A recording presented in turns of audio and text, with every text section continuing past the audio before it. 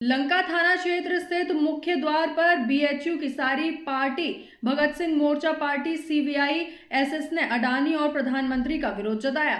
भारत देश अभूतपूर्व संकट के दौर से गुजर रहा है। महंगाई, बेरोजगारी, भ्रष्टाचार, आर्थिक असमानता आदि समस्याओं ने कमर तोड़ दी है।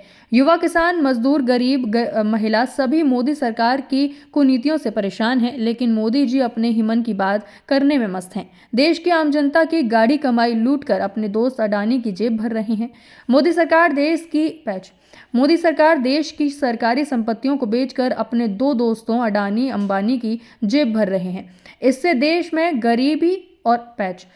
देश में अमीर और गरीब की खाई और बढ़ रही है। कुल 1% लोगों के पास देश की 70% संपत्ति है और नए आंकड़ों के मुताबिक 10 करोड़ लोग गरीबी रेखा के नीचे आ गए हैं।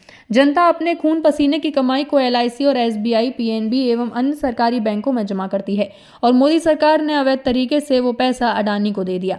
अडानी का महाघोटाला उजागर होने के बाद अब तक जनता का जमा 50,000 करोड़ डूब चुका है। इस पर मोदी सरकार ने अब तक कोई जवाब नहीं दिया। अडानी समूह पर कुल 2 लाख करोड़ रुपए का कर्ज है। बीते 3 साल में ही अडानी समूह पर कर्जे की रकम दोगुनी हो गई है। कुल कर्जे में भारतीय बैंकों की हिस्सेदारी 40% यानी 80,000 करोड़ है। बीजेपी लगातार सदन में हल्ला मचा रही है ताकि विपक्ष का कोई भी सांसद अडानी महाघोटाले पर सवाल न उठा सके। अपने मित्र को बचाने के लिए पीएम मोदी और उनकी सरकार संसदीय मर्यादाओं की धज्जियां उड़ा रही है।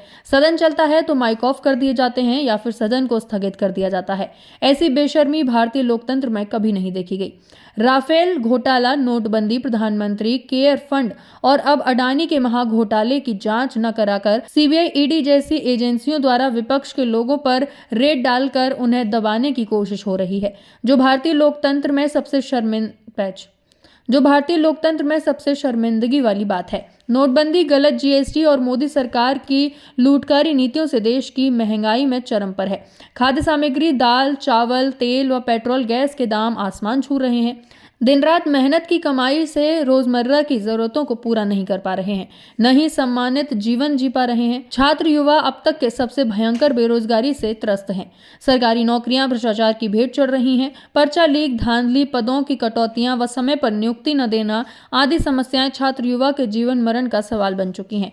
अग्निपथ जैसी योजना लाकर युवाओं के सपनों को ही नहीं रौंदा गया, बल्कि देश की सुरक्षा को भी ठेका पर रख दिया गया है। पक्की नौकरी देने वाले सार्वजनिक क्षेत्र व उपक्रमों का मोड़ानीकरण कर दिया गया है। हमारी निम्न मांग है, अडानी के महाघोटाले प्रकरण में संयुक्त संसदीय कमेटी का गठन हो व जांच एजेंसियां द्वारा अडानी की जांच कराई जाए।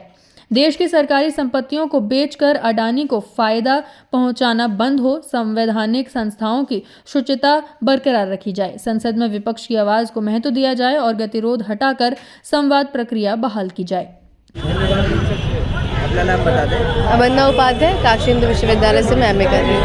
विरोध किस लिए आप लोग यहाँ पे आज? विरोध का जो मेन मुद्दा है वो ये है कि हमारी आवाज़ें दबाई जा रही है। जैसे सांसद में हमारे नेता राहुल गांधी जी की आवाज़, जो कि अडानी अंबानी सरकार के अगेंस्ट में थी, उस डर से दबा दी गई, क्योंकि उससे उनके याराना में दिक्कत आ जाती, उनकी दोस्ती में दिक्कत आ जाती। अगर संसद में अडानी के अगेंस्ट बोल दिया जाता, जो अडानी एक टाइम पे देश का एक नॉर्मल बिजनेसमैन था, आज वो इंडिया का टॉप सेकंड बिजनेसमैन हो